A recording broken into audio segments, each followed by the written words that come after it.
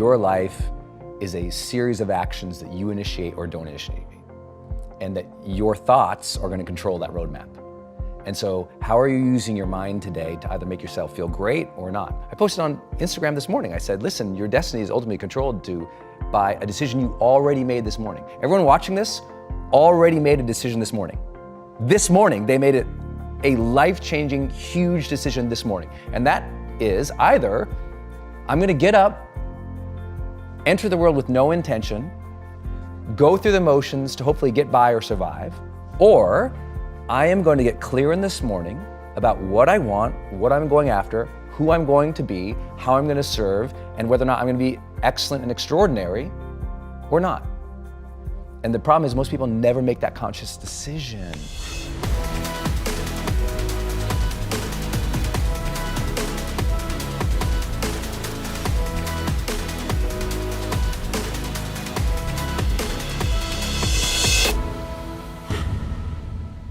Hey everybody, welcome to Impact Theory. Today's guest is widely recognized as the world's leading high-performance coach. He's written a gaggle of books and topped virtually every bestseller list there is, including the New York Times, Wall Street Journal, and Amazon. I've gotten to know him personally over the last couple of years, and I can say that I am not at all surprised by the fact that some of the world's most successful people have enlisted him as their coach. He's worked with everyone from Fortune 50 CEOs to athletes and celebrities like Usher and Oprah, and he's the guy that millions of people all over the world turn to when they want to break through to that next level. He's one of the top 100 most followed social influencers on Facebook with over 10 million followers. His podcast, The Charged Life, debuted at #1 on iTunes and stayed in the self-help top 10 for roughly 100 weeks. More than 2 million students from over 190 countries have taken his online courses, and his video series has been seen over 100 million times. His Experts Academy was ranked by Entrepreneur Magazine as one of the 5 must-attend events for all entrepreneurs, and his recent digital magazine and live event series, Influencer, has launched to sold-out crowds and much fanfare. So please, help me in welcoming the man Oprah.com named one of the most successful online trainers in history. The author of High Performance Habits, my good friend, Brendon Burchard. Yeah! I want to do the fancy handshake! So Let me run it. Thank you. Good to have you. I'm pumped!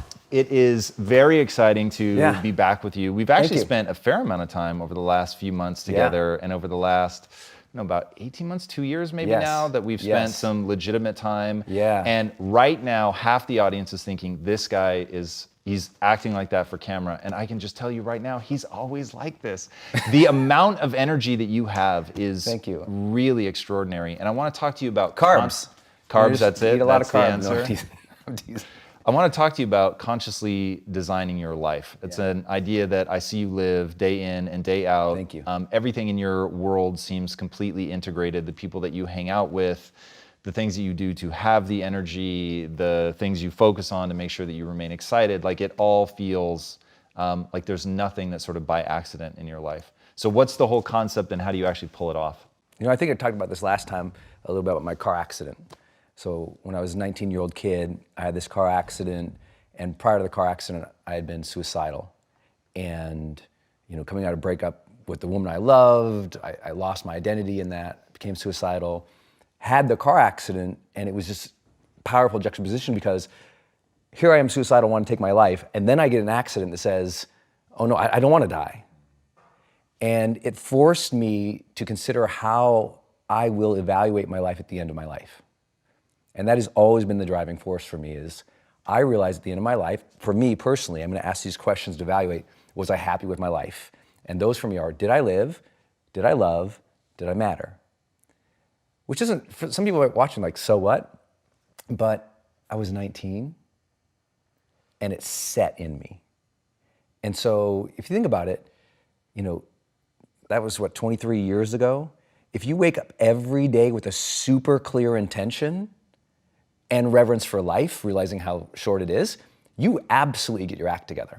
But how do you really turn that into a roadmap and start doing the right things? Because one, I think a lot of people could waste a moment like that, the eye-opening thing. A lot of That's people true. could do it for That's a true. while, and Yeah. then without concrete things to do on a daily basis. Like what I really want people to understand Yeah. in all the research that you've done on high performance and all of that, it comes down to things that you can do. It comes down to things that you can teach. It comes Yeah. down to things that people can structure their life around. And what I want to dive into today is that structure. Yeah.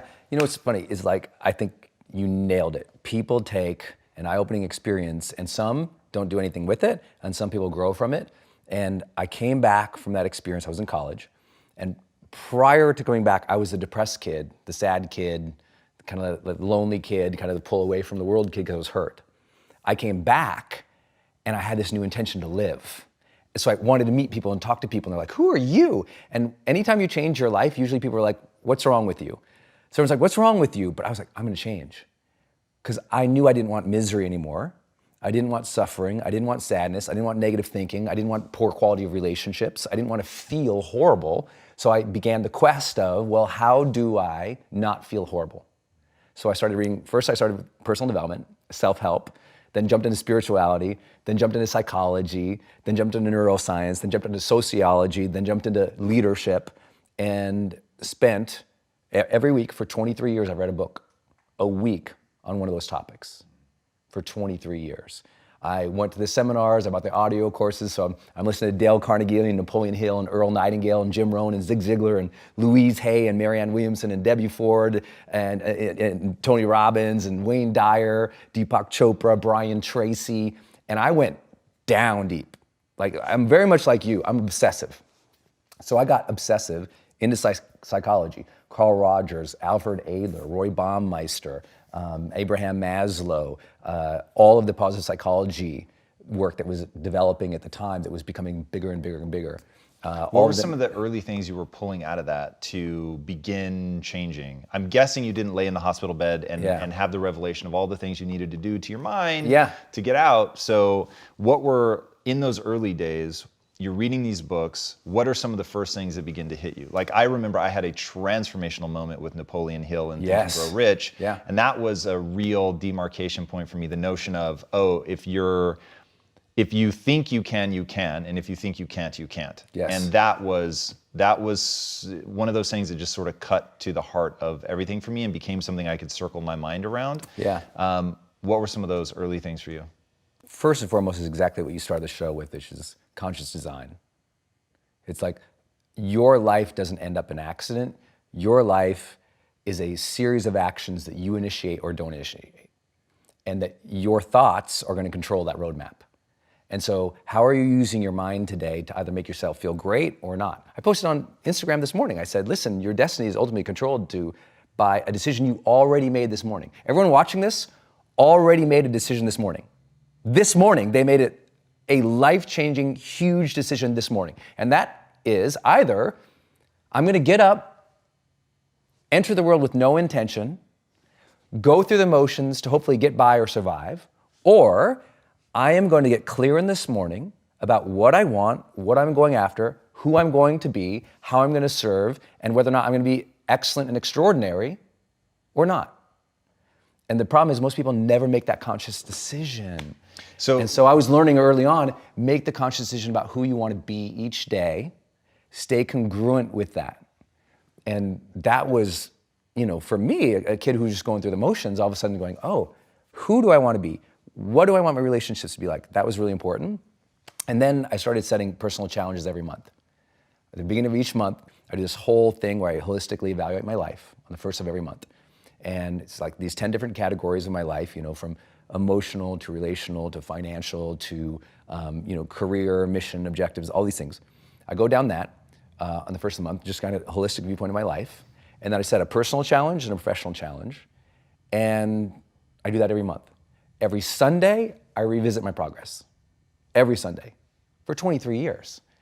So it's not like I'm just, one day ended up in a happy life. It was like that a level of self-evaluation that most people avoid until their birthday or New Year's. I do it every Sunday and every first of the month, and I don't ever miss. And I think that has helped me kind of know what my thing is. Because I don't think I'm super special. It's like, what I help people do, and this is chapter 1 of High Performance Habits, right? Seek clarity. The only reason I get to work with all these people you mentioned is because they're at a new level in their life where they're going, what is it now for me? And I help them kind of figure that out. Like, what is it now for you about how you want to define yourself? What types of relationships you want and how deep you want to go? What is it that you want to develop as skill sets? And what is the specific service you want to provide? And I just work them through that because I've been working through that myself, So let's say it's a Sunday, and what does that look like? You sitting down at a desk by yourself, headphones on, journal out? Are you sitting at a computer? Are you writing by hand? What is the physical process there? Desk, journal, green tea. Desk, journal, green tea, and by myself, doors closed, no phones, no computer, just sitting and thinking about it. Do you write that self-evaluative process is huge. Do you write as you think? Sometimes. Not always, sometimes. So if you're not going to write as you think, is it a meditative practice? Like, are you sitting there? So if I'm trying to think through a problem, I'll sit myself down. Ideally a completely dark room. If the sun is already up, then I'll put something over my head so that it's at least dark to me. I've got over-the-ear headphones. I'm listening to the sound of a thunderstorm, something that just completely collapses my world down to inside my mind, basically. Yeah. And I'll return to either a visual image or a very simple sentence, like one that I'm doing right now because we're attempting to get Neon Future, one of the fiction projects that we're doing, thank you, turned into a different format.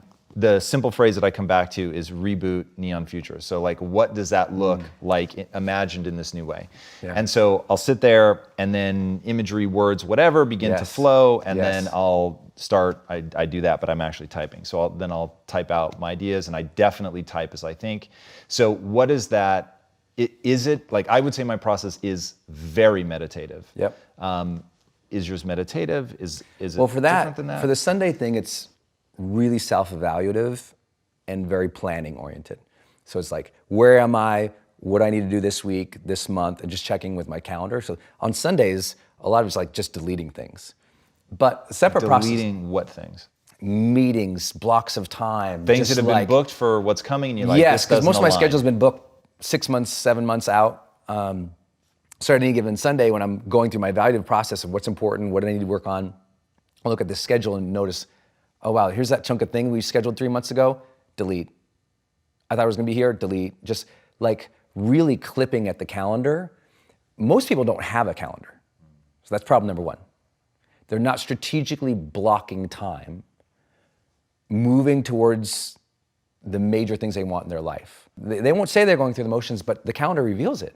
Like if I parachute in their life and I open up their calendar and there's nothing there, they can't possibly say they're living with purpose or intention. And that sounds so flippant to say, but I can't believe how many people, they're not planning their skill set development. They're not planning specific goal attainment on certain dates. So just like their calendar's completely empty and they're hoping it's gonna happen. And it's like, if you look at mine, it's like military-esque like planning. Like I'm going to hit these goals. It's going to happen. So that's a piece of it. But to what you were saying about the meditative process, I also every morning lay in bed and I visualize what I want. And I see, like when I wake up, I literally just lay there for an extra 2, 3, 4 minutes and I just kind of visualize and I'm thinking about the things that I want. So that happens every morning. Are you willing to share an example? Actual example. So from age of 20 to 26, probably 90% of the time, I would lay there and I would see myself on stages, big stages. And I would sit there and as soon as that image came up, I'd freak out. Like I'd imagine myself walking on a stage with an arena and I would literally just start sweating in bed. I'd lay there in bed, terrified, like just awfully uncomfortable because that wasn't me. But I was like, everyone was saying, your car accident story, Brendon, really made a difference in my life. This whole idea of having reverence for life and having, the intention of who you want to be, all these simple things that we talk about in personal development, but I'd share my story with people and think, oh my gosh, you need to teach that. And I was like, oh. I started hearing that. I said, maybe I'll learn to teach. I'll learn to talk. I'll be more expressive because where I'm from, I grew up in an Irish mining town that had been economically depressed for a century. Like men didn't communicate. There was no emotional expression. If their hands came above their waist, they were punching you in the face, you know? I mean, it was a very physical and very violent place I grew up in, but there wasn't emotional expression. So I'd lay there and I'd see myself like talking and moving on stage. If you visualize yourself on stage, people are watching now or listening now, if you close your eyes and you see yourself on stage, public speaking, with no podium, no notes, to 10,000 people in an arena, most people will get clammy hands and start sweating if you really see it and think about it and feel it and put yourself there for 2 to 3 minutes. I did that for 6 years for 3 to 5 minutes every morning. I'd hear myself saying something. I'd see myself moving. I'd see the audience clapping or jumping up at the end. I'd see myself moving across the stage in ways I never moved. And that visualization created that skill set. Because then I'd go and sometimes I'd wake up and I was like, oh, that was good. And I'd try it out on the carpet. You know, I'd get up and like, oh, I like that. I'd try it out and I'd try it out just in my little dorm room, then my little apartment. And I was always trying things out and I always wanted to get better at it and I always wanted to get better at it. So it just depends. Sometimes it's a specific goal. Like right now, I'm also working on some, major media goals. And so I'm seeing myself and hearing myself talk through the deal with the people I'm pitching. The second visualization I do in the morning comes later. So I get up in the morning, I drink 20 ounces of water, I do 20 minutes of mobility, movement, and stretching every morning. Then I read for 20 minutes, something positive. For me, it's almost always a self-help book or a leadership book, almost always. Sometimes a business book, almost always self-help and leadership. Read that book. Then I go and I sit down with my high-performance planner, my green tea. I fill out the day, right? I look at the blocks of time that are already scheduled, and then what I do is my second visualization, which is I look at the major blocks of time that have been scheduled, just like this morning, and I close my eyes, and I think, how do I do that thing with excellence? What would make that thing special?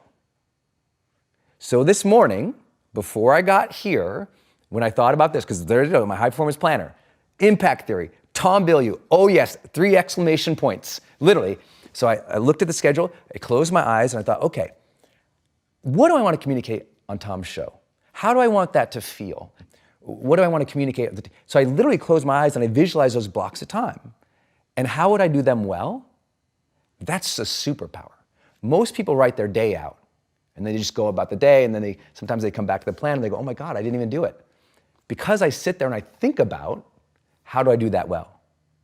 That's a game changer. How do you actually audit yourself? How do you hold yourself accountable? Yeah. What are the standards by which you're measuring yourself? Which that alone I think is important. Yeah. And that's something that I feel like if I were going to put my finger on a high performance habit, I would say for sure my ability to look nakedly at how I'm performing, like yes. almost dispassionately. Me too. I'm not beating myself up. Yep. I'm not celebrating I'm just saying like either it's working objectively. Or it's not. Yeah. So how do you do that? Well, in spirituality, it's just called being the observer.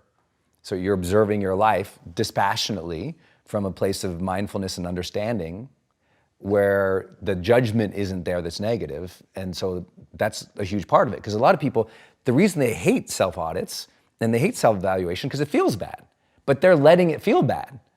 Like instead, it's like, how do I perceive this and think through instead what my real intention should be? So how do I do it? And here's how I'd recommend others do it. First, I have my high performance planner, which literally details out. But if you don't have the high performance planner, here's a simple thing to do. 3 things I want you to do every day. First, I want you to write 10 prompts for the morning for yourself. 10 prompts. Those prompts for you might say, how can I be a great mother today? How can I show appreciation to someone on my team today? It might say, how do I care for my health today? It might say, 3 words I want to keep in mind all day. The message I have for myself today is this. The most difficult thing I'm going to face today would be this, and the best way my best self could overcome it is this. 2 big long-term projects to keep in mind are this, right? Those, write down 10 prompts. So the high performance planner begins in the morning. There's the 10 prompts that we know correlate with long-term success that we've measured. There they are. So I fill that out every morning. Second thing I want you to do, at the end of the night, 10 more prompts. What did I learn about myself today? What did I learn about other people today? Did I demonstrate my best today? Where did I not? Where did I get stuck? Where did I get frustrated? What negative thought did I have today that I don't need to have anymore? How did I treat people today? Did I move as swiftly towards my goals today? That type of thing. But the other piece about it is at night, I do the scorecard. So for me, it's the 6 habits of high performance now: clarity, energy, necessity, productivity, influence, and courage. And so there's the word clarity, and it says, was I very clear about exactly what I need to do today to move forward? Score 1 to 5. And so what you got to do, the third thing I want to do is build your scorecard for the end of the night. And your scorecard might say dad. Your scorecard might say leader. Your scorecard might say specific. But what I've made it is habit driven. So it's generate energy. Did I generate the energy I needed today to deliver my best? Productivity. Did I avoid distraction today and only focus on the needle moving activities? And what do you do if the answer is a low score on something? There's so many low scores in there. But what do you do about them? I'm aware of it, and I take that, and what I do is I flip the page for the next day of the planner, and I just write down, don't get stuck here, don't do this. It's just a constant learning process. The nice thing about self-awareness is the human brain has this incredible capacity for guilt. And most people unconsciously let that roll over them and kick their butt and make a horrible life. I love guilt. Guilt is a tool. Guilt is a weapon. Guilt does not have to be a bad thing. It's not like I perpetuate, but I'm like, I love that I feel bad when I don't do a good job. Most people hate that about themselves. I love that feeling. I'm like, I didn't do a good job there. Next time I will. So some people, guilt is discouragement. Other people, it's a signal for learning. To me, guilt is a signal for learning. It is the body and the brain, the spirit, knowing what is right, knowing what is wrong, knowing what's great, knowing what's mediocre. And it's saying, hey, do a little better.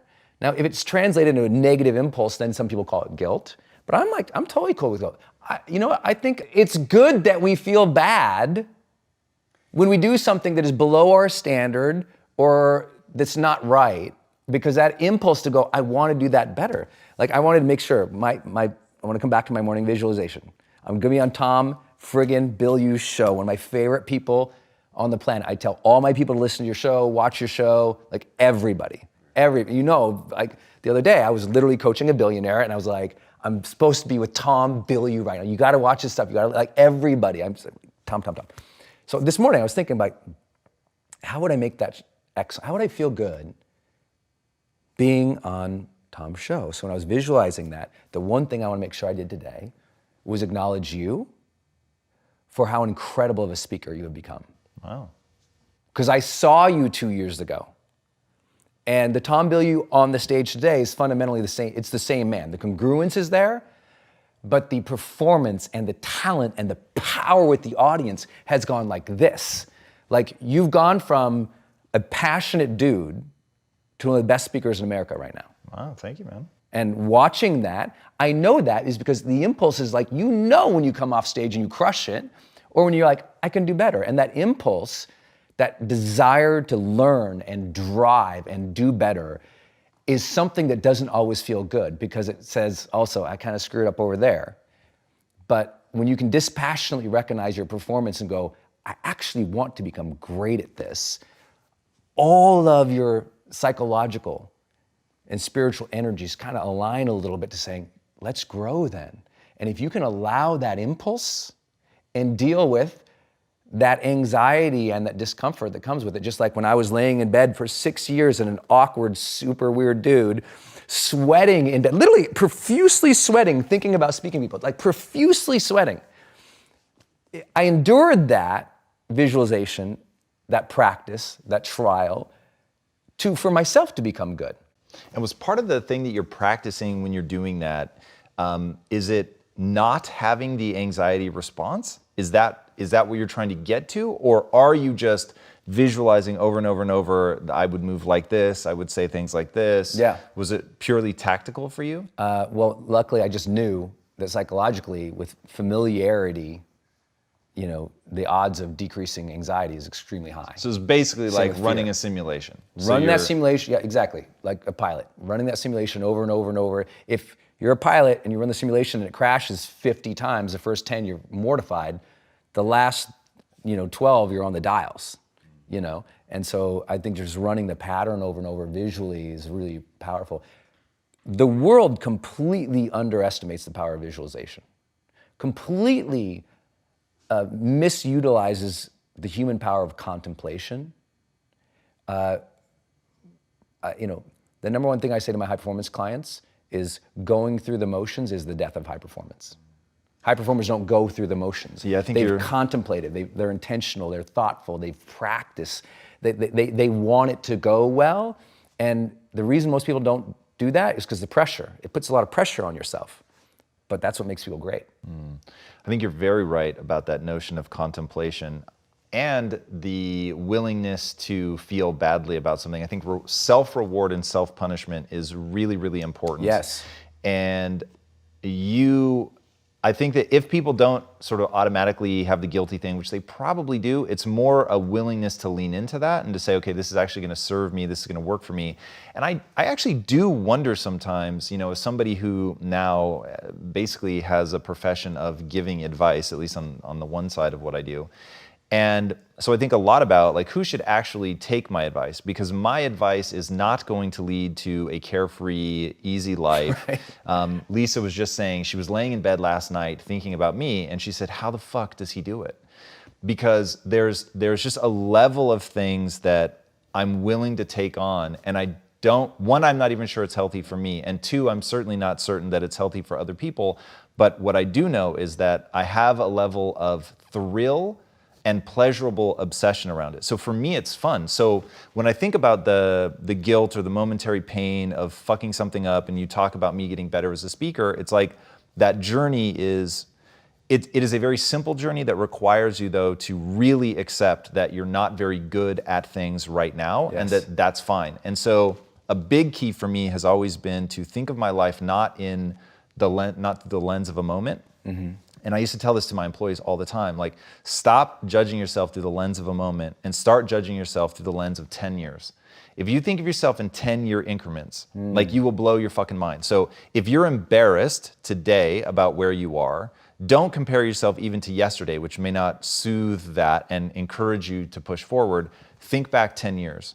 My gut instinct is, unless you've really been treading water, in which case then leverage that pain to never do that again. Yeah. But if you think back to where you were 10 years, chances are you're gonna be blown away with how far you come. And so then it's all right, then I'm just gonna focus my gaze 10 years in the future and start saying, what would I have to do to be somewhere where I'd be blown away then with where I'm at now? Yeah. But it really does require you to say, okay, I'm the pride that I'm going to establish is actually around my willingness to look at the fact that I'm not good right now today. Yeah. And that to me is it's really simple, but it is very hard to do for people that are unintentional about their emotional life. Yeah. So how have you learned to read your emotions, to not just give in to them, and to have the same kind of high degree of consciousness around how you shape that as well? One, revisiting it a lot, but let's give a framework to what you're talking about, and then we'll drop into the emotion piece. I love that you keep saying it's simple, and for some people they don't think that way, so it's not simple. So let's give them a framework. Number one, what we're really talking about here is contemplation. Really thinking through and using the power of thought of what you want to be like, what are the skills you want to deliver, what's the service you want to offer to the world. Number two, the consistency of action to not only create that in your own body and your own mind, but start creating that result in the world. That's really important. Number three is courage, because it takes courage to put yourself out there and try to get a little better.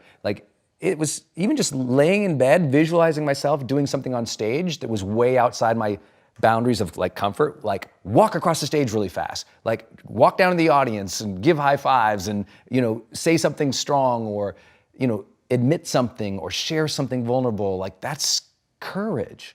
That's scary. But the other thing is, I think that you and I have always had, which sometimes is undervalued, is we also had community. we had other people around. You had Lisa, I had Denise. We had people in our industry or our peer set who we looked up to or who we could learn from or who we could be like, this sucks, this is hard. And for me, coming back to your emotional element, that has been everything for me, community. Having people in my life who I can, when I'm on the road for X amount of time, or I'm dealing with a super hard client, or we're rolling out a leadership program to a Fortune 50 company, or I'm doing my first major deal with Oprah Winfrey Network, and I don't know what to do. I am so incredibly fast of asking people what to do. I'm also incredibly fast in sharing how I feel about it. Being like, I feel really awkward about this. I'm unsure. I'm having a lot of self-doubt. How would you deal with it? Like, I'm somebody who expresses his emotions all the time. My frigging tagline is bring the joy. Like, everybody knows that. Why? Because I want to make sure people know we're going to create this energy. Because emotion is not something you have, it is something you generate. Emotion can be an impulse, but feelings is our interpretations of those impulses over a period of time. And I said, I want to feel vibrancy, joy, love, connection, satisfaction, fulfillment in my life. So I'm going to learn to generate those emotions. How do you learn to generate the emotions? You read psychology. How do you learn to generate the emotions? You try. Like, you're just like, I'm going to go, we're going to have date night tonight. I'm going to make it a fun night. I'm going to make it a fun night. I'm going to do things to see, can I make people laugh? Can I make people turn their lights on? You learn to control your own emotions and or deal with them in better ways as you decide to be a more mature person. Let me see how many people I can turn off right now by dealing with another element of this. So everything you just said is A, true, and B, super powerful. There is a different reason that I say that it is simple. And admittedly, this is because this is the journey I had to go on. But have you seen Fight Club? Yeah. All right, there's a part in Fight Club. And the gift that I would like to give the world, if I had, which I did not, but if I had sat down and set my intention for, what do I want to convey? This is one of my top 5 things that I want to get across to people if you really want to succeed. Yeah. There's a moment in Fight Club where he puts his hand out and the guy puts a caustic solution on the back of his hand and it burns. And he tells him that he has to just leave it there. And he ends up holding his hand down so that he can't take it away at first because it hurts so badly. And then finally he releases and the guy has the strength to leave his hand there and let it just burn. And what I'm saying is you have a mechanism in your mind called the psychological immune system. Its job is to get you to pull your hand away, to wash off the thing that burns, and hey, you're fine again. Yeah. What I'm saying is if you want to be great, the burning sensation is you having to accept that you fucked something up, that you're not as good as you want to be, that there are people that are better than you, that you're not as far along in the journey as you want to be. And what you have to learn how to do, if you want to be great, you have to learn to let it burn.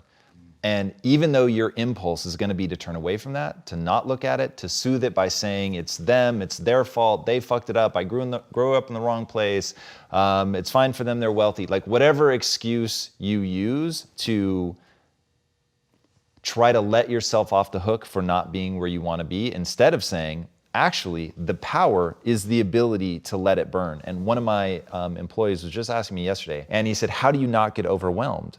And I said, you want to know the God's honest truth? The second I feel that impulse, Brendon, I say to myself, you don't get overwhelmed. I'm not going to fucking back down. I will not break. You cannot break me. Fuck that. Get that shit out of your head right now. And just interrupting that thought with an aggressive impulse of I'm going to let it burn. Now, I'm not a moron. So I immediately go, hey, thank you, psychology, for letting me know that, ooh, there's a lot of things coming at me right now. So I'm going to go meditate. But the way that I interrupt the thought is by reminding myself not to be weak. Who's in control? Right. 100%. Who's in control? Is overwhelm in control or are you in control? Are all these different situations making you feel something or are you allowing yourself to interpret something to make it that? And so I think that's incredibly powerful. I think there's a yin and a yang to that too. I think those who learn to endure hardship, struggle, challenge, difficulty, pain, grief, Failure. vulnerability, failure, regret. That's one side of that coin. If you learn to do that, but you also don't, on the other side, learn to allow joy, fulfillment, satisfaction, a sense of, now hold on. I have to stop you. Allow, is that the word you want to Yeah, commit to? I'm going You said there. bring. I'm gonna build. Okay. I'm building. You have to first allow it, because what most people do is, if on the other side of the coin it's super etched in, what happens is, even when that impulse comes up to, I like this, oh no, I'm not supposed to like it. So you have a lot of people who are extremely talented at the top levels who they do endure the pain and they really like the pain and they will allow that all the day long. They'll allow that now because they'll tell their brain, this is what's expected. But they also don't let themselves feel good when feeling good is there. This is a real big problem. I mean, if you study like psychoses, a lot of people who really struggle with addictions, eating disorders are super common, who even when they feel that sense of self-love or self-acceptance, oh, I'm not supposed to feel that. No, you really, there is an element to personal development where you have to allow the good feelings and not push them away because it's like, oh, I don't deserve to feel that. Because a huge part of the world is telling themselves, I don't yet deserve to feel happy. Even though happiness comes up, I shouldn't feel that yet. I'm gonna keep striving. It's not until I get the next 2 million, then I'll let myself feel happy, even though they had that good Monday. And so you have a lot of people who are striving in difficulty, who also have not taught themselves the emotional side of what is called the most important movement in the history of the world in psychology, called positive psychology, kicked off by Marty Seligman, a good friend of mine, Mihaly Csikszentmihalyi. Without that work of saying, no, we also have to allow ourselves and teach ourselves to flourish, feel satisfaction, feel joy. So I'm 100% with you. And I'm like, the rule is, that's one side of the coin. And the other rule is, make sure you teach yourself to generate the positive emotions. Because what happens is, if you don't teach yourself to generate the positive emotions as well, then what ends up happening is you burn out, or you become a cliche of the person who had it all and never felt fulfilled. And our mutual friend Tony Robbins says, like, that's ultimate failure. To succeed, but never feel like a success, never feel like you've had it. Like, I'm vitally aware that, I could get on a plane and not survive. I'm vitally aware that tomorrow might not be here for me. I don't want to grit and hustle it out and never feel the joys of life, that satisfaction, that pleasure of, you know what, gosh, good for you. You're trying hard, Brendon. Today sucked. You failed today, Brendon. But you're doing a good job, kid. Stay in the game. Feel some satisfaction that you tried. Feel some fulfillment of that, because what I've learned from high performers, this is not just Brendon's personal opinion. I've done this for 16 years at the highest levels. And I see it over and over. It's usually when I get the call, it's like, well, I just sold my company for, hundreds of millions, and I'm miserable. And I ask, when someone says, I can't figure out, Brendon, everyone says I should be happy. I'm not. I don't know what's going on. And they're edgy as hell about it. Like, I have it. I mean, geez, look at the house, look at the girl, look at the cars, look at the thing. I got it all. I'm freaking out, man. I don't know why. I did it all. And I said, well, did you ever teach yourself to be happy along the way? And they never did that work. Because doing that work is what makes life worthwhile too. Why are you so good at relationships? Like, what are a few of the things that make you bond with people as quickly as you do? I always come back to, there must be an intention there. So the intention, where did the intention come from? So the intention for me came from, when I was on my deathbed, and in, 2 times in my life I thought I was gonna die. And the one that gave me the greatest gift was the did I love part of did I live, did I love, did I matter? I saw scenes of my life when I thought I was gonna die. I saw scenes of my life when I was surrounded by the people that I loved. And my instant feeling was, I'm gonna miss them. And they're gonna miss me. And I'm dying, and that's so sad. And that was as important as, did I live my life or did I make a difference? It was like, I'm so sad. And I got that as a 19-year-old kid. Like, a breakup of a relationship sent me into suicide. That realization was like, oh my God, at the end, all you're gonna wonder is about your family and your friends and the people you loved, and all they're gonna miss you. So I got early that one of the objectives of this game has to be deep relationships, because you're gonna see scenes of your life surrounded by people you love at the very end. And I'm like, so live your life so it's this epic, beautiful movie. And so I think that was where the intention came from, was I just wanted to have great relationships. The second is, I'm so good at recognizing how awesome people are. You know, I have a talent finding capability of just goodness. Like you know it, you've been in my world. I don't attract assholes. Like, they're nowhere, I'm too annoying. I'm too happy for them. There's too much positive psychology happening, so the assholes are like, I don't like that guy. They don't come to my seminars. They don't buy my stuff. I repel all the jerks. And I'm super lucky by that. I don't know if it's the way I look or the way that I talk. I think the other aspect is all I want to do, and what I realized early on from reading personal development books, is your life creates a ripple. And so I'm always trying to realize that maybe I can make somebody smile today, and now when they go home, they're nicer to the kid. That's a real thing. And so I treat people with that recognition, because I don't know if you ever, sometimes when someone treats you bad, it really does mess up the rest of your day.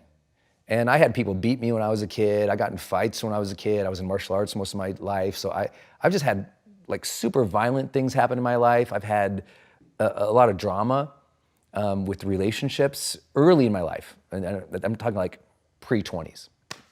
And I just wanted to be the positive ripple. I love that, dude. Where can people find out more about you? Listen to the Brendon Show, my podcast, the Brendon Show, because I'm really excited, because we've basically taken some of the best I have of all my online courses. I got 28 online personal development and professional development courses. We take little clips of those best courses. We take clips of my live casts that people pay for that they don't get to see. We put that on the Brendon Show. So I'm really proud of that podcast right now, because just the best of stuff is in there. And then just on Instagram, on the gram, man, just sharing my things. But my favorite place for people to meet me is in your local bookstore. Go look for the B's. Last name is Burchard. Find those 6 books, pick up one, and if you don't like it, use it as a doorstop or like a table leveler. But my first and greatest passion is people. When I'm at a party and people like introduce, like if we were somewhere and you're like, how do I introduce you, Brendon? Say I'm a writer. I love writing books. Wow. Books save my life. Yeah, I hear that for sure. All right, I've already asked you what the impact you want to have on the world is, and the first time that we sat down together, so I'm going to ask you a slight variation. What is the one change people could make in their lives that would help them have the biggest impact? The one change? Yeah, what could they do or stop doing that would allow them to have, because so many people that watch this show, if you ask them what they want to do with their lives, they're going to say, I want to help people, or I want to have impact. Yeah. But many of them will fail to have the impact they want to have because they aren't doing XYZ, or they should start doing XYZ. I have 2 answers, but you're going to like them because they're totally in alignment. This is one reason we're brothers. First one, it has to be a mindset shift specific one, a very specific one that's everyone's struggling with right now, which is really giving yourself permission to have the ambitions you have. Most people are half-hearted, half interested, half engaged in their actual dream and actual ambition, because they either fear it or they feel insecure or incapable. And teaching people, I literally just had this conversation with one of the most successful people in the world, in the top 0.0001% category of revenue, has not fully expressed and owned their ambition. Instead, people apologize for their ambition, hide their ambition. You have to learn to own your ambition, speak of the ambition, chase the ambition, drive the ambition, and lead the ambition. It is a full both allowance, back to the words, allowance of the ambition and an active generation of that ambition. The further you are from your ambitions, the more miserable you are. And most people don't even look at their goals every day. So no wonder we have a world that says, I'm disconnected. It's like, no, wake up. Like I ask people all the time, did you look at your goals today? That's literally personal development 101 is have goals, look at them. Most people do not do that. I want you to not goals. I want you to deeply visualize, feel, sense, and talk about your ambitions way more. Like I love that about you. You're like, I'm gonna build the friggin' Disney of this nonsense. And everybody around you knows it. You know how rare that is? That's one reason I love you. People who are scared to communicate about their ambitions are cheating themselves in the world from supporting them. I coached an Olympian. I love this. It's in High Performance Habits. I wrote really briefly about it. But she had won several world records and world championships, but never a medal. And this was a big goal for her. And then she did, and I was working with her. And then afterwards, we were having this conversation. I said, what made the difference? She says, you know what? One day, it wasn't training, it wasn't nutrition, it wasn't diet, it wasn't everything we talk about. She goes, one day, I just started shouting from the rooftops that I wanted to win a gold medal. I started telling everybody around me. And she had this great say, she says, when you shout from the rooftop what you want, two things happen. One, the village idiots come out and judge you. All the village idiots. She says, but also the village leaders come out and go, see this.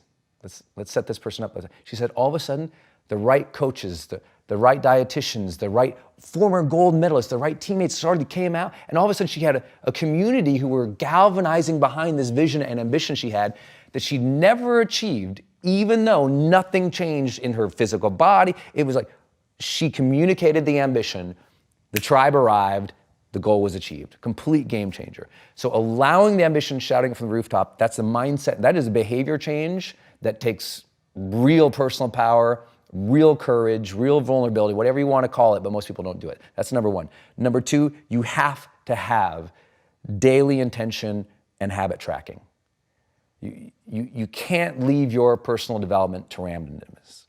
And what most people do, they leave their personal growth to randomness, and so they're always in the land of mediocrity. You have to have that morning routine and that evening routine of evaluating where you are and where you want to go and asking the hard questions of what is it about me that's not moving forward? What is it about me that I need to accept, love, care for, take care of, do a better job with? How do I treat other people so I can get ahead faster? What do I need to focus on? If you don't do that on a daily basis, you're going through the motions. And even if you're successful, imagine how much more successful you would be if you were way more intentional and you actually tracked your habits. This is why we developed the High Performance Planner, because I wanted it. I was like, I know how easy it is to go through a day, you hustle all day, and you crash at the end of the day. I know the 100-hour work weeks. I know how that feels. I know what that's about. But if you're doing all of that and you're not aware, that leads to a nightmare. That leads to you take the wrong path and you're hustling down the wrong path. You lean the ladder against the wrong building. You do the wrong thing. The awareness on the daily is something people need to build into a routine and physicalize, like write, not a note on your phone, a journal, workbook, planner, something that you actually connect pen to paper, you think through. And if we can get you ambition, clarified ambition, speak the ambition, own the ambition, and you're actually intentional in tracking each day, you win this game. Very well said. Yeah. Guys, he says a lot of things very well. I highly encourage you to go to the B section in the bookstore and pick up all 6 of the books. They really are extraordinary. The deeper you dive into his world, the more you're going to get out of it. He is one of the rare people that the more I get to know him, the more I like him, the more I'm affected by him. So I hope that you will avail yourself of all the amazing stuff that he makes available. All right, if you haven't already, be sure to subscribe. And until next time, my friends, be legendary. Take care. Brendon, my motherfucker. Yeah, brother. Thank you, dude. It's good? That was amazing. All right. There's always another racetrack. There's always another game. So take your game and ratchet it down just a drop, and you're going to have another game. And he was right. I didn't listen to that. To me, winning was everything.